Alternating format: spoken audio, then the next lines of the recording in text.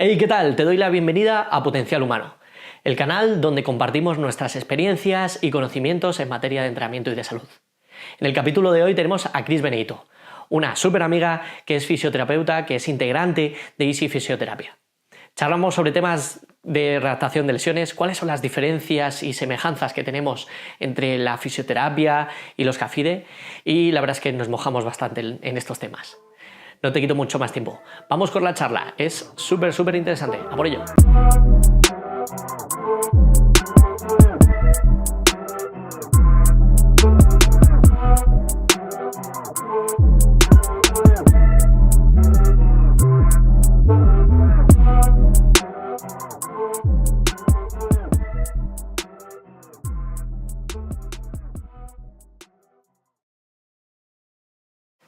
Bueno, pues ¿es tan diferente la fisioterapia al entrenamiento? Sí y no, depende. Yo sé que es la gran respuesta que nadie quiere escuchar porque es como súper ambigua, pero depende. Mira, la fisioterapia siempre tiene una parte de camilla en muchas patologías, la parte inicial de las patologías sobre todo, y habrá gente que te diga que luego hacer fisioterapia en la parte más de rehabilitación y de trabajo activo es como entrenar a un lesionado. Yo ahí estoy de acuerdo y no, porque muchas veces lo que es el ejercicio terapéutico se aleja muchísimo de la parte de entrenamiento, es como algo anecdótico, ¿sabes? Hay que tener muy en cuenta el tipo de persona que tienes delante, porque habrán personas en las que sí, hacer una readaptación será muy parecido a entrenar, teniendo en cuenta los tiempos biológicos de la propia patología y sobre todo sabiendo qué es lo que no puedes hacer, más que lo que sí, pero en otras muchas ocasiones donde no estarás entrenando a nadie, simplemente estarás devolviéndole una capacidad de hacer cosas o la capacidad de hacer sus cosas de la vida diaria, y eso se aleja mucho de entrenar. Y justo después, cuando ya se han recuperado el tejido, por ejemplo, ¿qué diferencia hay entre ese trabajo que hacéis los fisios y el trabajo que hacemos los entrenadores? Pues realmente es una línea muy fina. Es muy fina, yo sé que hay una guerra ahí como entre fisios y CAF. Es una guerra que yo realmente no acabo de entender, porque yo tengo muy claro a dónde llegan mis conocimientos y yo considero que en el momento en el que una persona, vamos a poner un ejemplo, ¿no?, concreto, que creo que es más fácil de entender, ¿no? Imagínate una persona que le han operado de un cruzado, ¿vale? Es como un caso muy típico. Yo en el momento en el que esa persona entra al campo, para mí mi trabajo ha terminado. ¿Vale? Hay diferentes como RTPs, digamos.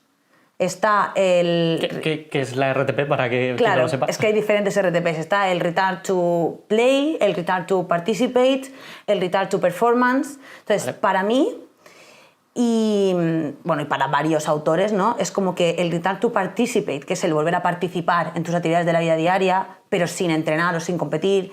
El Return to Compete forma parte del fisioterapeuta, pero luego el Return to Performance ya no. Por eso yo siempre digo que cuando una persona está para entrar a entrenar con sus compañeros, realmente ahí el fisio ya tiene muy poco que hacer. Y es muy claro dónde acaba mi trabajo, ¿no? Pero bueno, entiendo que... Sí, hay algunos profesionales incluso que realmente no lo tienen demasiado claro. Incluso muchos de ellos que se meten en los trabajos del otro, tanto fisios a los entrenadores y viceversa, ¿no? Mucho fisio que se mete a correr. ¿Sabes qué pasa? con los deportistas. Claro, que lo ideal sería que en todo proceso de recuperación estuviéramos las dos figuras. Eso es. Sí. Pero es que eso no es posible, o sea, eso no es realista.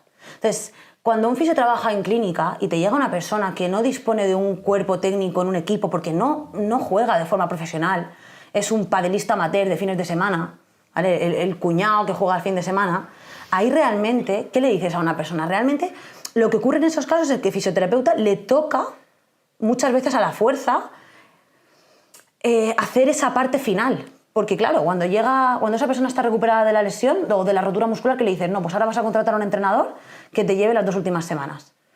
No lo van a hacer, la gran mayoría no lo va a hacer. Entonces, la realidad es que una cosa es la teoría y lo que sería lo ideal, y otra cosa es la realidad con la que nos encontramos las personas, o los fisios en mi caso de clínica, ¿no? Y es que, claro, como nos toca suplir ese papel, vamos a formarnos en eso. Es decir, yo siempre digo una cosa, yo no voy a trabajar para que una persona pueda saltar lo más alto que pueda. Yo trabajo para que una persona pueda entrenar para saltar lo más alto que pueda. Entonces, en el caso de deportistas amateur, realmente yo no busco que lleguen a sus capacidades, a estar en un nivel superior al previo a la lesión. Realmente yo, pues bueno, quiero que vuelvan a jugar a tenis, a pádel, a lo que puedan jugar con el mínimo riesgo de recaída posible, pero vamos, que en ningún caso yo busco mejorar esas capacidades previas a la lesión. Entonces yo creo que ahí está una cosa, el escenario ideal y lo que realmente nos encontramos y lo que tenemos que hacer. No sé a vosotros cómo os pasa, pero... Sí, a nosotros nos ocurre 100%. Del escenario súper idílico de poder entrenar todo lo que tú quieres, descansar todo lo que deberías, y luego la realidad nos encontramos un auténtico mundo. Claro. Entonces, de la situación ideal, ¿qué puedo yo aportar a esa persona? Es muchas veces lo que nos encontramos. Entonces, mira, otra pregunta que teníamos por ahí escrita. ¿Qué puede aportarle a un entrenador saber cómo trabajan los fisios, saber cosas de fisio? Y también el lado contrario. ¿Qué os aporta a los fisioterapeutas conocer la fuerza, conocer el entrenamiento metabólico? ¿Qué os aporta? Pues mira, yo creo que para nosotros es súper importante entender las bases que al menos a mí en mi caso no me dieron. Yo no sé cómo estará ahora mismo, si habrá cambiado mucho el plan de estudios, creo que desgraciadamente no. Pero nosotros se nos habla mucho del ejercicio terapéutico y todo lo terapéutico y tal, pero la realidad es que nosotros salimos de la carrera sin saber cuáles son los principios de entrenamiento, sin saber lo que es la intensidad o cómo medirla. ¿Vale? También te digo que nosotros también. Ya, bueno, ya, pero quiero decir, es fuerte, no sé, me parece fuerte. Entonces, como el escenario ideal no lo vamos a tener prácticamente nunca, y a nosotros muchas veces nos va a tocar hacer esta parte de ejercicio que además se nos llena la boca hablando de que es nuestra, que si no es nuestra, que si tal, que si hay lesión entonces somos nosotros, que si no hay lesión entonces vosotros, como bueno, vale, pues si hay lesión y tienes que hacer una rehabilitación o tienes que hacerla, pues hazla con sentido. Entonces, en ese sentido yo creo que retroalimentarnos y aprender de vosotros nos ayuda un montón. Yo, de hecho, a mí la parte del ejercicio, ya sabes que a mí es la que más me gusta y yo me he formado sobre todo con entrenadores. Porque la realidad es que los fisios en la parte de ejercicio vamos muy flojitos. Sin embargo, creo que a vosotros os vendría muy bien conocer algunas cosas de fisioterapia. Por ejemplo, pues ciertas cosas sobre los tiempos biológicos para saber cuándo meter X tipo de carga o cuándo no meterlas. Y muchas veces ya no es tan importante el qué tipo de ejercicio meto o cuál no, sino, depende del momento, sino qué es lo que no puedo hacer. Entonces, para vosotros es muy importante esa parte de la fisioterapia de qué no puedo hacer. En una rotura muscular hasta tal semana. Sí, qué puedo, qué no puedo y cuándo. Exactamente. Sí. Y el cómo a vosotros os sale solo. Sí. Creo que nosotros de vosotros podemos aprender mucho el cómo y vosotros de nosotros el cuándo sí y cuándo no. Sí, sí, sí. Estoy 100% de acuerdo. De hecho, creo que muchos de nosotros seguimos perdidos en ese... Pero en los fisios también, en ese ámbito. O sea, quiero decir, muchos fisios, o sea, también hay cosas que yo misma tengo que buscar, porque... Mira, yo, por ejemplo, en los centros en los que he trabajado y he visto tareas que les han mandado los fisios, eran las mismas tareas para todo el mundo. Yeah. Misma tarea de rotación externa con goma, misma tarea de rotación interna con goma.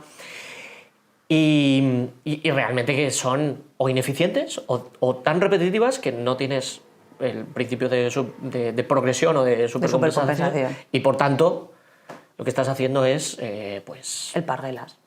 Sí. Ya está, no lo querías decir así, pero... No quería insultar, pero vale. Sí, pero sí, es verdad. Entonces, yo siempre pienso, ojalá poder formar a esos fisios sobre la fuerza.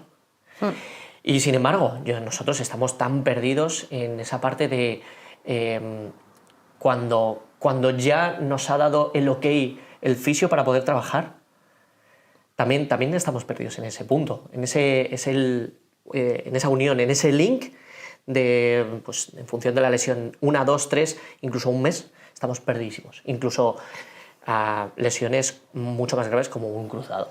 Pero porque también no hablamos el mismo idioma. Porque no nos han enseñado el mismo idioma. Entonces, Si realmente cuando nosotros os damos el ok de una patología para que vosotros podáis empezar a trabajar, realmente habláramos el mismo idioma y supiéramos qué cosas sí, qué cosas no, sería ideal. A mí me encantaría.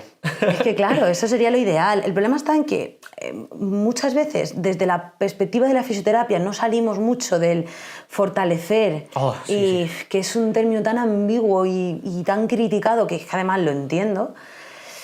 Entonces no salimos de ese fortalecer y vosotros, claro, al final os centráis en lo que os centráis, y es bueno, o creo que es en lo que se debería de centrar, que es como, vale, ¿qué tiene que hacer un hombro en caso de que sea un hombro, ¿no? O qué tiene que hacer un pie o lo que sea, ¿no? Entonces, creo que si unificáramos ese idioma, y es decir, vale, mira, Guille, los dos sabemos que un hombro tiene que hacer esto.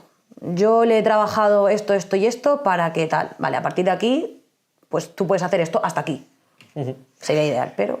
Sí, a mí cuando me llega alguien que ha venido de X fisioterapeuta o profesional de la salud y me dice lo de fortalecer, yo digo, madre mía, es que no sé, es que no, me encantaría hablar con ese fisio y decirle qué es para ti fortalecer. Sentarme durante una hora y que me dijera de verdad lo que necesita. Claro. La verdad es que los fisios, muchas veces hablamos de fortalecer, claro, fortalecer por definición es hacer algo más fuerte. ¿Vale? Por definición sería hacer algo más fuerte. Me gusta un montón. Sí. Entonces, muchas veces, o sea, uno de los mecanismos potenciales para medir que algo se haya hecho más fuerte es pues, la sección transversal de un músculo concreto, ¿no? O bueno, a nivel de impulsos nerviosos también se puede hacer, pero vale.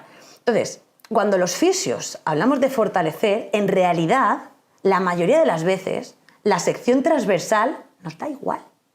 Lo que buscamos es hacer más tolerante un tejido a la carga, independientemente de cuál sea la sección transversal de ese músculo, de cuál sea, no sé, otras cosas que puedes medir, me da igual. Y la pregunta que yo muchas veces me hago, para la que no tengo respuesta, es ¿realmente hemos fortalecido algo o hemos quitado el miedo a la persona a exponerse a un gesto determinado? ¿O hemos... violado algunas expectativas para que la persona vea que puede hacer X tipo de cosas, ¿sabes? Entonces, hablamos de fortalecer y no sabemos muy bien qué estamos haciendo. Además, ¿cuántos fisios conoces que realmente midan objetivamente? A través de un dinamómetro, a través de medir realmente la sección transversal, a través, realmente con medidas objetivas de este ha fortalecido tanto. No. Y puedes, por otra parte, ¿puedes realmente asociar el que algo se haya fortalecido a que algo tenga menos dolor? Es que no lo puedes hacer. O sea, porque si la respuesta a las patologías fuera hay que fortalecer, si la respuesta al dolor de espalda fuera tienes que fortalecer, nadie tendría dolor crónico. Porque sería tan sencillo como poner a todo el mundo a fortalecer, ¿no? Sí. No existiría. Entonces, no es tan fácil. A mí me hace mucha gracia porque no es tan fácil. Es una forma, creo, de decir, bueno, mira, no sé lo que tengo muy bien que hacer, pero creo que los tiros van por el movimiento y por esa parte está muy bien, pero hay que dar una vuelta a eso de fortalecer. Ya. No sé qué tengo que hacer, pero ponte a hacer fuerza que claro, funciona. Exactamente. Sí. Por esa parte, es como no lo critico porque dices, bueno, mira, por lo menos te han dicho que te vayas a entrenar. Y si te dicen tienes que fortalecer, pero contrata a un entrenador, pues bueno, mira, ya está. Pues por lo menos te han dejado buenas manos, ¿no? Pero... Mira, la cantidad de hombros o dolores lumbares que yo me encuentro, donde les han mandado fortalecer o, yo qué sé, en fin, ganar fuerza o ponerse ya a entrenar, y son hombros 100% funcionales, con masas musculares grandes, y cuando te digo grandes son grandísimas, y aún así les mandan eso. Sí que es verdad que se excusan en esa parte de, no, es que a lo mejor de los 7 músculos que componen el hombro en esta sección, hay uno que no funciona. Ya, pero ¿eso cómo lo sabes? Eso es. No lo puedes saber, tío, es imposible. Entonces, yo creo que hemos llegado a un punto... ¿Quién se aventura a eso? Se está tirando un triple. Eso es. Entonces, hemos llegado a un punto de decir, vale, o sea, tan loco, sabemos que el movimiento es muy importante, que el ejercicio de fuerza es muy importante, que es de las pocas cosas que tienen evidencia a largo plazo, patatín, patatán, estoy mega de acuerdo. Pero hemos llegado a un punto en el que vemos a una persona con un hombro como tu cabeza y somos capaces de decirle, no, este músculo no te funciona bien. O en la espalda, una persona que está cuadradísima y le dices, no, es que el multífido derecho no se te activa como el izquierdo. Y eso te está generando el dolor. O sea, me parece, como poco, aventurarse a algo muy gordo. O sea, además es que a la persona la estás fragilizando, la estás haciendo sentir, y a lo mejor no es ni siquiera un problema de eso, no es otra historia. Muchas veces no lo podemos saber, no lo podemos medir, pero como necesitamos dar respuesta a todas las cosas porque no toleramos nada la incertidumbre, que es algo que en fisioterapia nos encontramos muchísimo, vosotros también, pero nosotros creo que un poco más, porque cuando hay lesiones, o sea, tú cuando preparas, tú eres preparador y tú cuando haces una preparación de algún deportista de élite, evidentemente tú programarás sabiendo que hay cierta incertidumbre que vas a tener probablemente que cambiar algunas cosas. Sin duda alguna. Pero a nosotros eso se le suma el tema del propio dolor, que te suma una incertidumbre a todo ese proceso acojonante. Entonces, claro, o cuando un hombro duele. Realmente, si tú ves un hombro en una disección, es imposible saber qué tendón está doliendo. Es imposible. Por eso ya no se habla tanto de tendinitis del supra, aunque en los informes muchas veces médicos sí que se sigue viendo y demás, pero el fisioterapeuta un poquito más informado te hablará de dolor relacionado con el manguito. Porque nosotros tenemos ciertos test que nos dicen que probablemente sea un dolor relacionado con el manguito, es decir, que los tiros van a nivel tendinoso. ¿Te puedo decir qué tendón es? Pues la verdad es que no, porque no son nada sensibles. Bueno, son súper sensibles, pero no son nada específicos los test. Entonces, no, hay que aceptar que hay una parte de incertidumbre muy, muy importante, tanto en la parte de valoración como en la parte de programación dentro de una readaptación, y asumirla. Y si no puedes darle todas las respuestas a la persona que tienes delante, pues no se las vas a dar. Pero quitarnos un poco el miedo de decir, no, es que si no le doy la respuesta se va a ir. Pues no, tienes que intentar no darle respuesta y que la persona sienta que tiene la respuesta. ¿Sabes? No sé si me explico. Sí. Mira, relacionado con todo este mundo de la fisioterapia, yo me he encontrado muchas veces, igual tú no, que tú ya eres fisio, esa frase de te voy a recomendar a mi fisio que es buenísimo, ¿no? Entre los usuarios que no son profesionales de la salud, se recomienda a profesionales que son buenísimos. ¿Puede alguien que no sea del mundo del entrenamiento, del mundo de la fisioterapia, discernir entre un profesional que sí que es bueno y uno que no es bueno? Porque, claro, a lo mejor a mí me ha solucionado X lesión, pero a ti no. Y sin embargo, yo lo percibo como alguien muy bueno cuando realmente a lo mejor no ha funcionado del todo así, Mira, ¿no? para una persona de a pie, que no tiene por qué tener ningún conocimiento de esto, Sí. un fisio será bueno cuando te da el porqué a lo que te pasa y te quita el dolor. Y si te quita el dolor, el porqué da un poco igual. O sea, que quite dolor. Es verdad, ¿eh? Sí. O sea, es decir, es un poco las preguntas con las que viene la persona. De hecho, nosotros, cuando valoramos, intentamos siempre dar, en la primera sesión, respuesta a 4 preguntas. Porque cuando das respuesta a estas 4 preguntas, bueno, a veces no puedes, ¿no? Pero intentar un poco, porque sabes que son las 4 preguntas con las que te llega la persona. Y es, ¿qué me pasa? ¿Cuánto tiempo va a durar? ¿Qué puedo hacer yo? ¿Y qué vas a hacer tú para ayudarme? Entonces, muchas veces es simplemente decir, mira, no sé cuánto tiempo va a durar, pero ya estás dando respuesta a eso, ¿no? O puedes decir, mira, pues esto en torno a 6 meses o lo que sea. Entonces, para una persona, un fisio será bueno cuando te hable. Yo noto que cuando te hablan con mucha seguridad, a lo mejor te están diciendo una cosa que no es cierta. Todos estamos sesgados, ¿no? Pero en base a su formación y a su historia te está diciendo, pues mira, tienes un problema relacionado con el manguito rotador, seguramente sea el supraespinoso porque la situación anatómica que tiene, y te cuenta la película, pero a lo mejor como te la cuenta tan convencido, ya está, o sea, las expectativas, como encima saque un ecógrafo y saque agujas ya... Sí.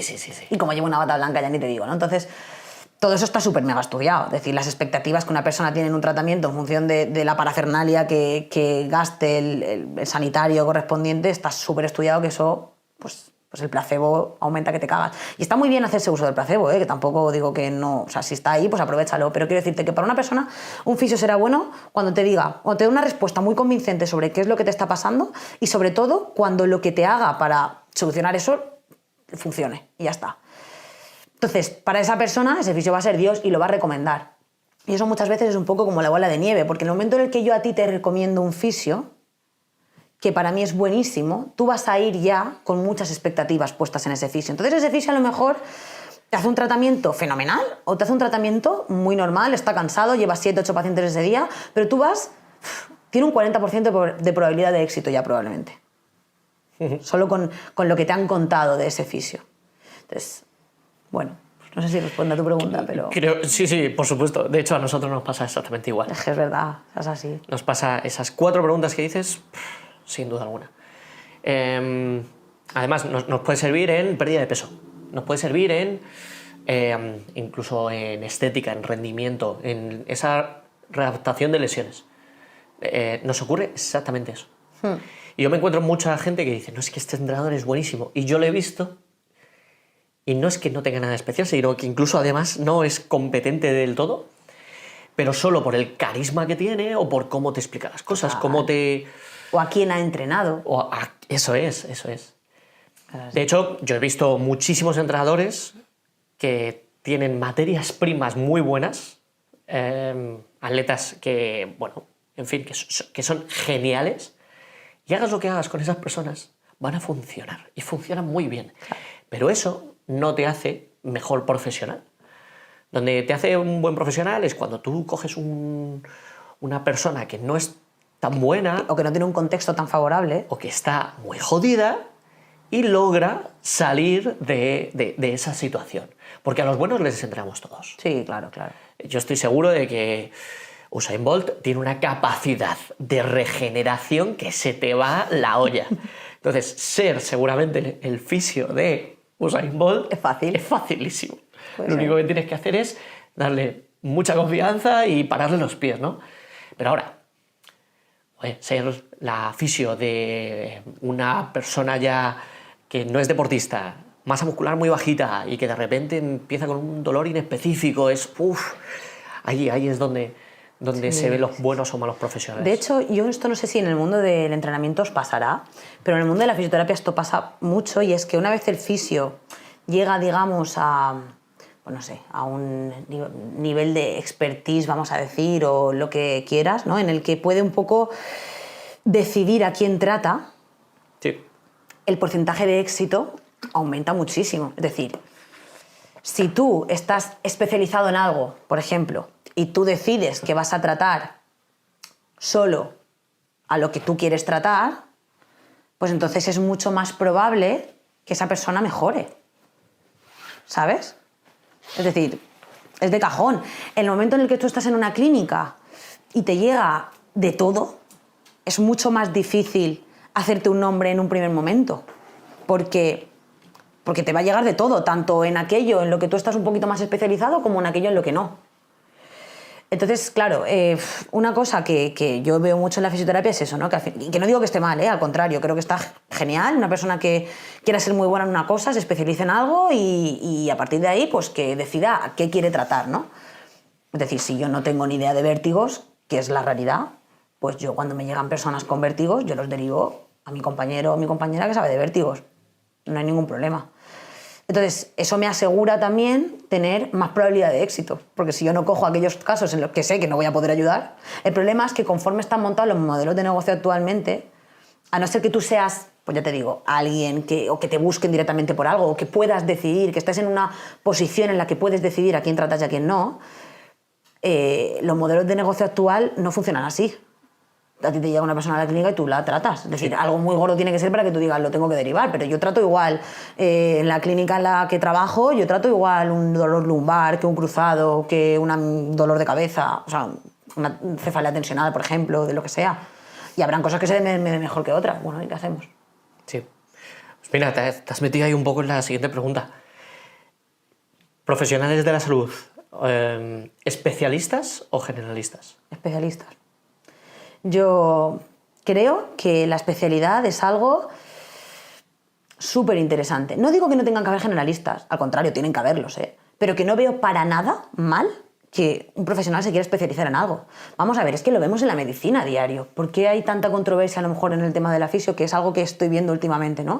Que se aboga mucho por un fisio generalista o un fisio de cabecera y demás, y me parece muy bien, me parece muy bien que aquel fisio que quiera no especializarse en nada en concreto y trabajar un poco de todo, ayudará a muchísima gente, y me parece fenomenal.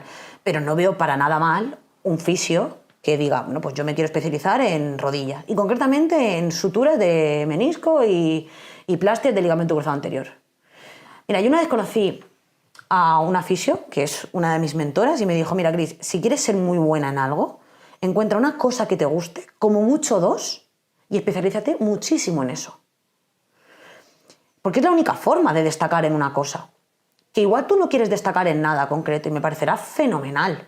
Pero también me parece, que, o sea, creo que es muy importante tener especialistas de algo. Yo, por ejemplo, pienso en mí, quiero decirte, si yo tengo un problema en la rodilla, me voy a ir a un traumatólogo y si me tiene que operar a alguien, me va a operar un traumatólogo especialista en rodilla. Entonces, ¿qué problema hay con las especialidades? Yo creo que están fenomenal. O sea, ya te digo, sin decir que tienen que haber generalistas, claro que sí. De hecho, tú te vas a una mutua y los fisios hacen lo que pueden con lo que tienen y son grandísimos profesionales y te van a tratar de forma general muchísimas patologías. Y está súper bien. Pero bueno, por aquí cerquita hay un fisio especializado, creo que es solo en poleas de manos. Y solo trata escaladores. Sí, eso es, sí. Y tiene la clínica petada, o sea, quiero decirte, me parece fenomenal. Y si yo algún día me voy a escalar, que no creo, y me rompo una polea, pues iré a ese tío, seguramente. Y ya está, me parece muy bien. Oye, para un segundo, ¿te has enterado de que tenemos la comunidad de entrenadores ya operativa? Es un espacio donde mensualmente compartimos una formación 100% aplicable. Además, tienes disponible nuestra plataforma de generación de entrenamientos con más de 1000 ejercicios donde podrás, pues eso, entrenar a todos tus clientes. Además tenemos un grupo de apoyo donde resolvemos dudas, tenemos noticias y compartimos contenido de valor. Tienes toda la información en los links de aquí abajo. No te robo más tiempo, dale caña. Pues mira, una vez te oí que había como tres causas por las que la gente se lesiona. Uh-huh. ¿Te acuerdas de esas gráficas? Sí, las que subí. Sí. Que me contestaste, qué chulas. Qué chulas. Qué chulas me las quedo. Me las quedo. Sí. Cuéntanos. Pues mira, hay más o menos... A ver, seguramente de esto se puede hilar un poco más, ¿no? Pero principalmente hay 3 formas en las que las personas nos lesionamos. Los tejidos tienen un umbral de tolerancia. Entonces, una de las formas es la más evidente, pues por ejemplo un cruzado, ¿vale? O sea, lo que ocurre es que en un momento determinado se supera el umbral de tolerancia del tejido, es decir, es una carga muy alta en un cortito periodo de tiempo. Muy alta o no muy alta, es decir, que supere la tolerancia de ese tejido. Sí. Ya está. Si tu tolerancia es 100 y recibes 101... Ya está. Los accidentes, las cosas no evitables. O sea, yo ese tipo de lesión normalmente las clasifico como las lesiones que no puedes prevenir. A mí esto de la prevención de lesiones es una cosa que me hace mucha gracia, porque realmente puedes prevenir las lesiones. Esas lesiones no las puedes prevenir. O sea, los accidentes ocurren, van a ocurrir siempre. Eso es. Ya está, no pasa nada. Mira, los deportistas de élite, o sea, quiero decirte más controlados que están esas personas. O yo me voy a esquiar ahora y me rompo un cruzado, ¿y qué hago? Bueno, pues ya está, me lo he roto, ¿vale? Entonces... Quizá lo único que puedes hacer ahí es estar tan fuerte o competente que en lugar de 100 tu tolerancia sea de 110, 120... ¿no? Sí, aumentar la tolerancia, es la capacidad del vaso, decimos, ¿no? O es lo mismo que el entrenar en fatiga o no entrenar en fatiga, por total, enséñalo a entrenar en fatiga porque luego va a tener que jugar en fatiga. Pues no, o sea, quiero decirte, retrasa la aparición de fatiga, es más inteligente, ¿no? Pues esto igual. Bueno, luego tienes la forma en la que hay una carga moderada, pero muy repetida en el tiempo, que es normalmente con lo que aparecen pues, lesiones de sobreuso, por ejemplo las tendinopatías. Uh-huh. Una tendinopatía no te aparece de un día para otro, salvo que, pues, yo que sé, un traumatismo muy fuerte y que sea una tendinopatía transitoria por un traumatismo, una fuerza mecánica, tal. Pero normalmente suelen ser porque estás mucho tiempo dándole mucha carga al tendón y no le estás dando normalmente tiempo para que recupere. La curva de los tendones normalmente necesita que pasen entre 48 y 72 horas antes de poder volver a cargar el tejido con una intensidad elevada, y si no le damos ese tiempo, pues muchas veces el vaso satura. Y luego tenemos esa es la carga repetitiva, digamos, y luego tienes la última, que sería como una carga mantenida en el tiempo, que al final hace que ese umbral de tolerancia pues disminuya. Pero esa y la segunda van muy de la mano. Sí. ¿Vale? Entonces, principalmente serían esas 2-3. Normalmente una carga aguda que no puedes controlar y luego una carga bajita, pero muy mantenida en el tiempo. Pues, por ejemplo, si yo estuviera... Mira, esto, por ejemplo, se ve mucho en las jofitis, ¿no? Que esto pasa mucho, por ejemplo, en albañiles o en personas que a lo mejor, imagínate, pues pasan 8 horas del día cambiando una cosa de estas de la pared, Cenefa. una cenefa, lo que sea, ¿vale? Entonces, pasan 8 horas de rodillas, ¿vale? Sí. Pues luego te llegan a lo mejor con una jofitis, una inflamación de la grasa de jofa. Ha sido una baja carga, pero muy mantenida en el tiempo. Realmente ahí no hay un movimiento repetitivo. Podemos hablar de una baja carga mantenida. Bueno, vale, eso. Realmente esas tienen mejor pronóstico, normalmente. Esas, pues bueno, dejas descansar, le das lo que tienes que darle al tejido para que regenere o recupere y ya está, ¿no? Para mí las que peor pronóstico tienen son las que son cargas repetitivas mantenidas a lo largo del tiempo, porque muchas de ellas van asociadas al ámbito laboral.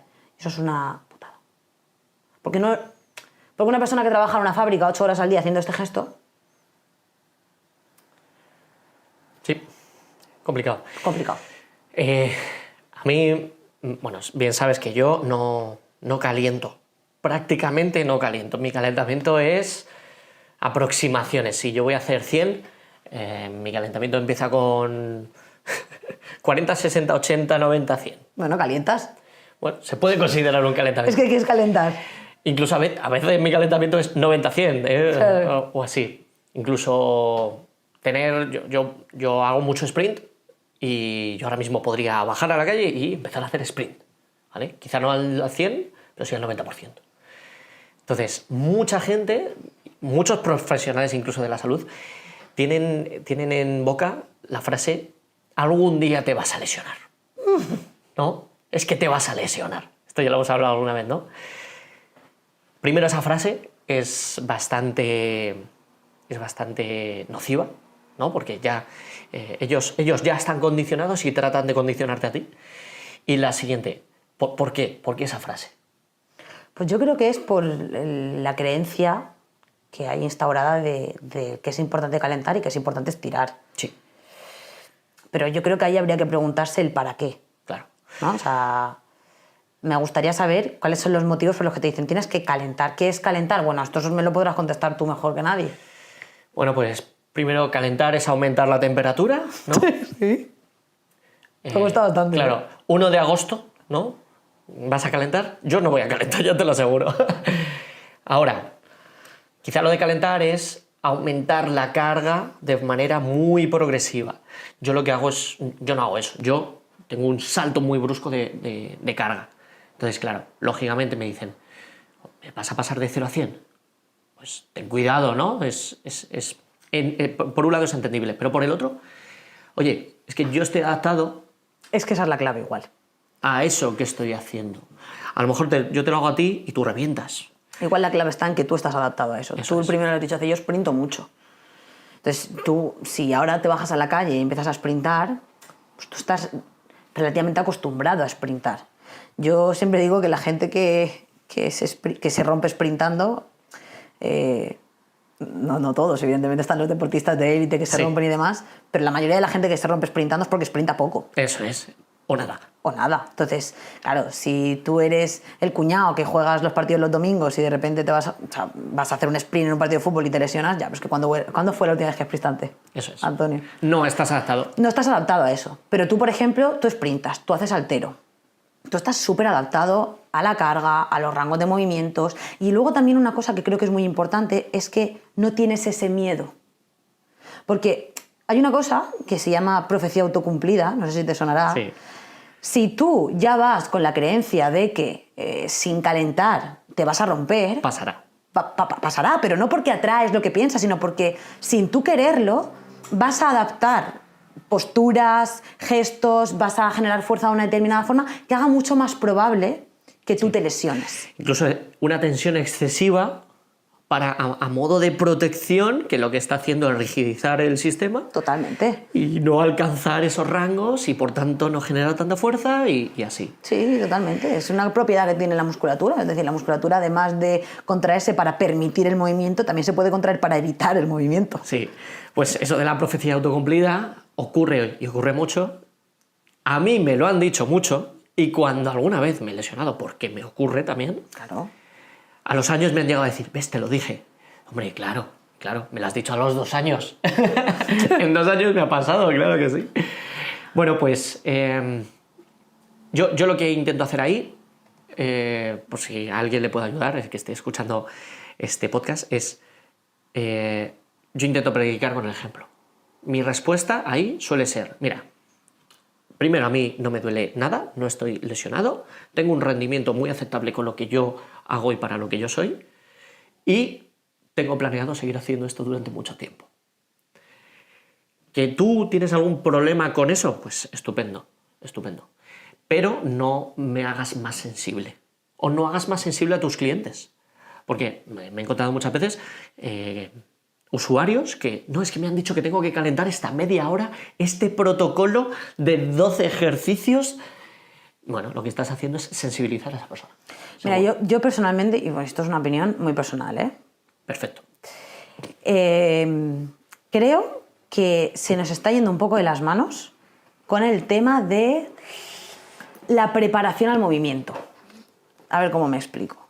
Veo muchas veces, o sea, te quería preguntar tu opinión sobre esto como entrenador. Yo veo muchísimos entrenadores que sientan a una persona a respirar y hacer ejercicios pues eso, correctivos o de respiración y demás, como 15-20 minutos.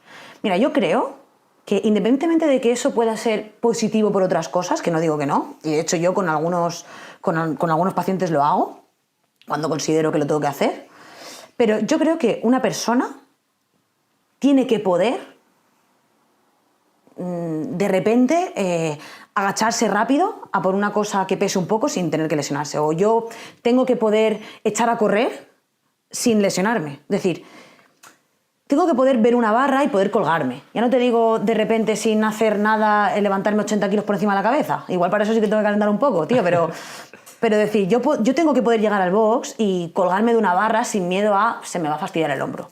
O, chico, lo que sea, ¿no? O sea, creo que son cosas, gestos que pueden ocurrir en la vida diaria. Entonces, ¿qué pasa? ¿Que mañana va a llegar tu madre, te va a decir que le cojas una botella de butano y le vas a decir, espera mamá, que tengo que calentar 15 minutos antes de coger la botella de butano? O sea, no. Sí. Creo que hay... Entonces, ¿qué es calentar? Entonces, yo creo que explicándole esto a cualquier persona, el sentido común le va a hacer decir, ah, bueno, pues a lo mejor no tengo que calentar tanto. Sí.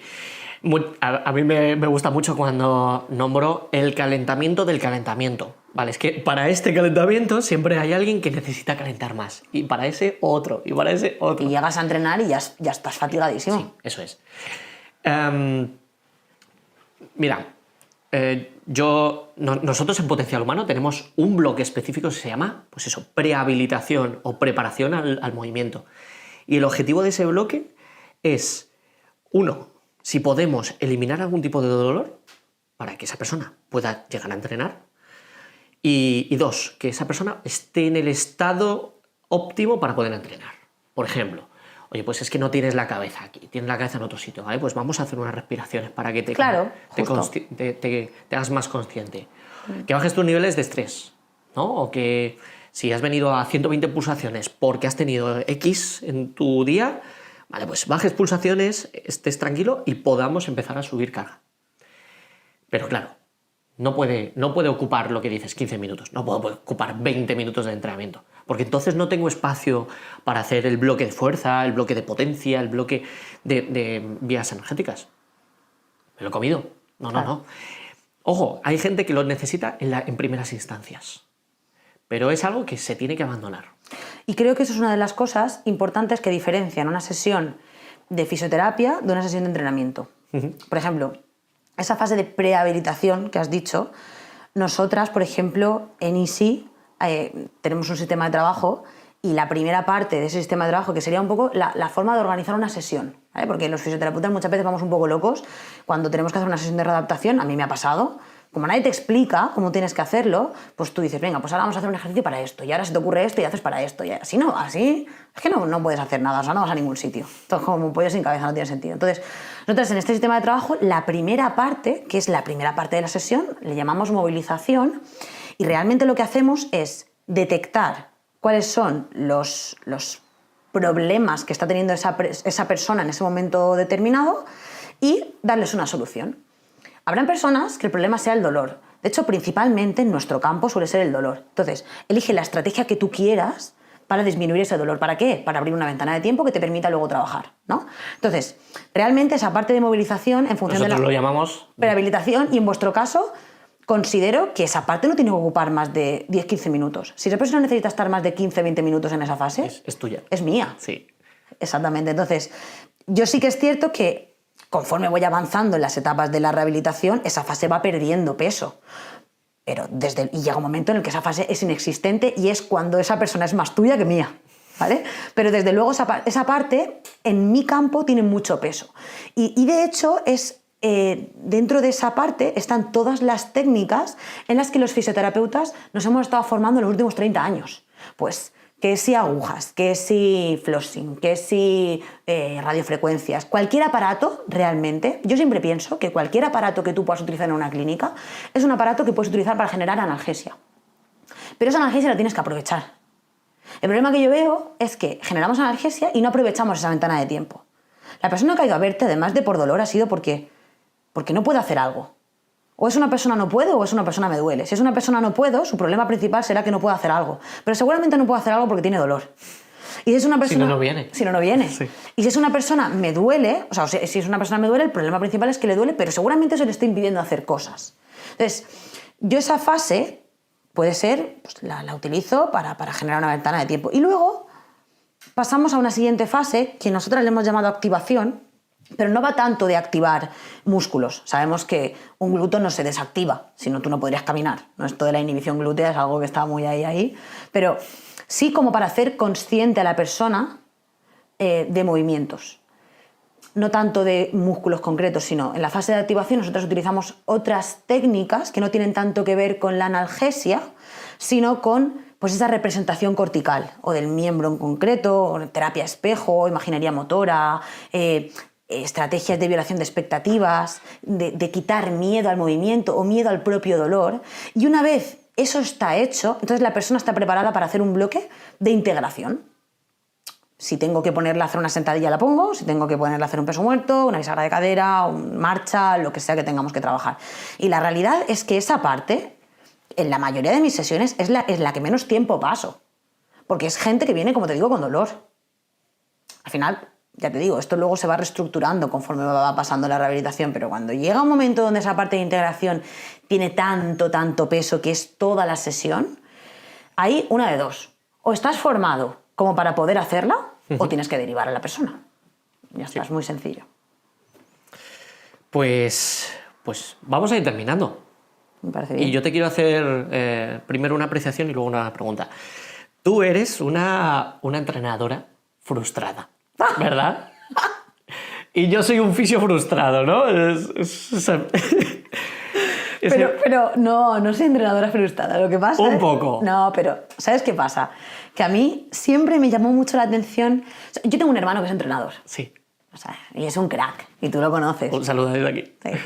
Entonces, yo a él lo escuchaba hablar, incluso antes de entrar a la carrera, y yo aprendí un montón. Y cuando entré a la carrera, a mí me explicaban cosas de ejercicio, me querían explicar cosas de ejercicio, y yo después de escuchar a mi hermano en casa, yo sentía que lo que me estaban explicando no tenía un porqué. Es como no va a ningún sitio. Y es como, chico, se nos llenaba todos la boca hablando de ejercicio y que si es nuestro y qué tal, pero yo sentía que que no sabían explicarme realmente por qué. ¿Cómo estructuro una sesión de readaptación? ¿Qué fases tiene que tener un proceso? ¿Por qué hablo de ejercicio sino de qué tiene que hacer un hombro o qué tiene que hacer un tal? Entonces, a mí eso nunca me lo explicaron. Entonces, eso me frustraba un montón. Entonces, igual, por esa parte, yo desde que terminé, realmente casi toda mi formación ha ido destinada a la parte de la readaptación. Y de hecho, me he formado sobre todo con escuelas, ya te digo, de entrenadores. He hecho formaciones que ha hecho mi hermano. Quiero decirte que no tienen que ver con la fisioterapia, pero igual es un poco entrenador frustrado. Bueno, pues, no sé. Vale. Que el principal error que cometen los entrenadores. Y yo te cuento el principal error que creo que cometen los fisios, por ejemplo. Vale. ¿Empiezas tú? No, empiezas tú. Vale.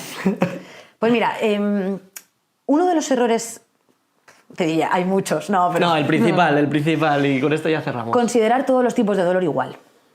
Uh-huh. El dolor es muy amplio. En cuanto empiezas a formarte un poquito sobre dolor, te das cuenta de lo complejo que es todo el asunto. Y a día de hoy, diría que uno de los errores principales que veo en el mundo del entrenamiento es etiquetar como dolor crónico cosas que realmente no son dolores crónicos. Hablamos de dolor como si todo el dolor fuera igual y no, hay diferentes tipos de dolor principalmente, y es una cosa que creo que os vendría guay saber. Sí, ¿no? Por ejemplo, Hay diferentes tipos de dolor, tampoco voy a hablar mucho, pero mencionarlos, ¿vale? Tenemos pues, formas de clasificarlo, ¿vale? En función del mecanismo patobiológico predominante. Entonces, uno es el dolor nociceptivo, que sería, por ejemplo, si tú te haces un esguince, te rompes un ligamento, ¿vale? O te haces un corte o lo que sea. Luego tendríamos el dolor neuropático, que es cuando hay una lesión o una enfermedad del sistema nervioso, por ejemplo, pues un atrapamiento nervioso, un túnel del carpo, una cosa así. Y luego tendríamos el dolor, lo que han llamado nociplástico, que sería aquel dolor que realmente no tiene una explicación, es decir, no hay ni una enfermedad ni una lesión del sistema nervioso periférico, ni central objetivable, ni tampoco te has roto ningún ligamento, ni nada, ningún tejido sano. Ponemos entre comillas esto de sano. Y sin embargo, tengo dolor. Y sin embargo tengo dolor. Entonces, muchas veces escucho a entrenadores decir, le he solucionado el dolor crónico de espalda a esta persona. Si entendemos como, o sea, realmente dolor crónico, como definición, sería aquel dolor que dura más de 3 o 6 meses, porque esto lo van cambiando en la JASP en función de cuando se reúnen, van cambiando los meses, ¿no? Pero, o 3 o 6 meses, creo que ahora está en 3, si no recuerdo mal, pero da igual.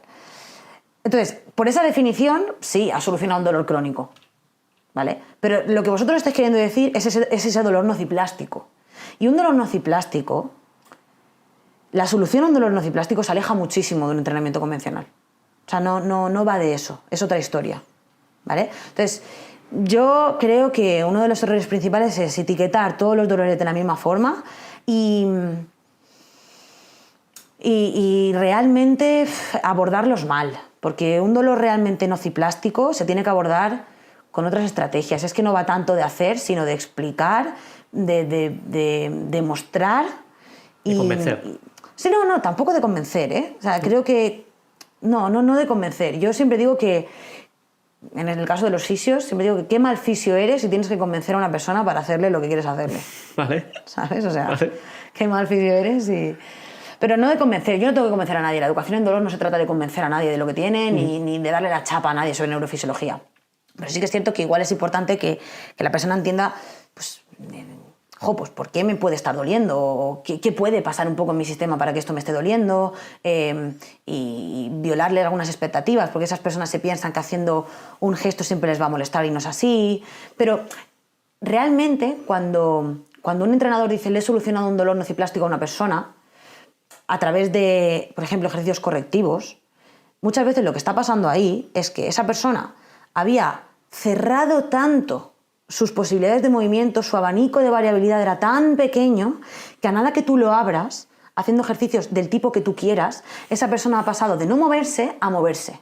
Y sabemos que el movimiento en general a las personas con dolor nociplástico a la larga les va bien, ¿vale? Los mecanismos están un poco ahí, entredicho, no se sabe del todo bien por qué pasa, pero sabemos que el movimiento va bien. Entonces, existe el riesgo de que esa persona piense que el único movimiento que le va bien es ese. Porque en un primer momento le has abierto el abanico, pero luego se lo estás volviendo a cerrar. Pues si esa persona piensa que cualquier cosa que se aleje de esos correctivos que tú le has enseñado le va a empeorar, o sea, esa persona tiene que poder poner a hacer una voltereta si quiere, no le tiene por qué doler nada. Si realmente no hay ninguna lesión en el tejido, ¿no? Entonces, eso creo que los entrenadores lo tenéis que integrar un poco y os ayudaría un montón, sobre todo a saber qué casos derivar y a no fragilizar o a no meter ideas en la cabeza que pueden ser perjudiciales a largo plazo. Pues mira, el principal error que yo veo en fisios es que, obviamente, vosotros tenéis todas vuestras técnicas, todo vuestro trabajo, pero todo vuestro trabajo acaba con el ejercicio, acaba con el movimiento. Y me encuentro tantísimos fisios que realmente no saben de movimiento. Y realmente eso no sé de quién es el error, pero sin duda la responsabilidad es de cada uno. Y me encuentro tantos, yo qué sé, tantas supraespinosas, no, es que me han dicho que tengo una tendinopatía o una tendinitis del supra, y te pone a hacer los mismos ejercicios de goma que a todo el mundo. Siempre, y a todo el mundo. Y a mí me da mucha rabia. ¿Por qué? Porque esa escápula no se está moviendo cuando tú estás haciendo ese ejercicio. En fin, que... Hay un problema de valoración global del movimiento en la parte de la fisioterapia que no tenemos. Y de hecho, jolín, pues creo que es uno de los problemas principales. eso y que no tenemos ni idea de cómo estructurar ninguna sesión ni ningún proceso. Por eso, por ejemplo, nosotras en ISIS vimos ese vacío de conocimiento. Eso es. Y creamos una formación precisamente para eso. Es decir, no es una formación que te vaya a conectar el dedo del gordo del pie con la oreja izquierda. ¿Me explico? O sea, no va de eso, no va de hilar ni de tirarse triples o no triples, es decir, pero no va de hilar tanto. Va de dar la base que un fisio tiene que tener, la base, ¿eh? Y a partir de ahí que cada uno construya en la dirección que quiera construir. Pero creo que como fisioterapeutas tenemos que tener una base sobre movimiento y sobre valoración que no tenemos. O sea, y es lo más importante. Y a partir de ahí, es decir, a un fisio le importan dos cosas cuando una persona llega a consulta. Si tú me llegas con dolor de hombro, yo tengo que en esa consulta intentar reducir la incertidumbre al máximo y saber un poquito qué le puede estar pasando a ese hombro. Ya no digo saberlo a ciencia cierta porque eso es totalmente imposible, pero saber qué test, qué algoritmo diagnóstico, más que qué test, que realmente los test que a nosotros nos enseñan en la carrera sirven 5, literalmente, pero qué algoritmo diagnóstico tengo que seguir en todas las articulaciones para saber qué le pasa a ese hombro, qué le pasa a esa cadera, qué le pasa a ese tobillo. Y cuando sabes qué pasa, si es un problema articular, si es un problema ligamentoso, si es un problema muscular, lo que sea, y tienes que generar una sesión o un proceso de rehabilitación, saber las cosas básicas que tienes que saber. ¿En qué fase te encuentras de ese proceso? ¿Es una fase de curación de tejidos? ¿Es una fase de vuelta al contexto? ¿Es una fase de yo qué sé, asociación de movimiento? No lo sabes. ¿Cómo tienes que ajustar los parámetros? La intensidad, el volumen, la frecuencia, las sesiones. ¿Cómo tienen que ser las sesiones? Entonces, primero, saber qué pasa en la estructura, si es que pasa algo, cómo influye esto en el sistema de la persona y cómo poder estructurar eso. Cuando sabes eso, ya te especializas en lo que te dé la gana. El problema es que no sabemos eso cuando acabamos. Sí. Por eso creamos eso, porque era como, mira chicos, que sinceramente la formación que a mí me hubiera gustado tener cuando yo terminé. O sea, ya está. A mí si me hubieran explicado eso me hubiera ahorrado mucho dinero en formaciones. Pues nada, lo tendréis también en la descripción, en Easy Physio, en tu canal. Y bueno, en definitiva, que los entrenadores sepamos una parcela súper importante que deberíamos de los fisios y que los fisios también os aprovechéis de lo que intentamos transmitir nosotros. Así que, pues muchas gracias por todo este tiempo. Por invitarme. Mucha información, ¿eh? Mucha información. La verdad que sí, ¿eh? Bueno, pues... Iba a ser más corto. Iba a ser más cortito, pero bueno, yo creo que dará para una versión donde metamos más caña a más gente en el futuro. Vale, genial. Así que, pues nada, que vaya súper guay, también en Easy Physio, y se quedáis súper invitadas también para el siguiente. Muchas gracias. Chao. Pues hasta aquí esta charla. Espero te haya resultado súper interesante. Yo la verdad que me llevo algunos momentos increíbles. Como te digo, tenemos la comunidad de entrenadores. Tienes 7 días gratis para probarla. Tienes el link justo por aquí abajo. Y tienes todos los contactos de Chris también por aquí, para que, bueno, pues si te interesa, que puedas ver sus perfiles. ¡Chao!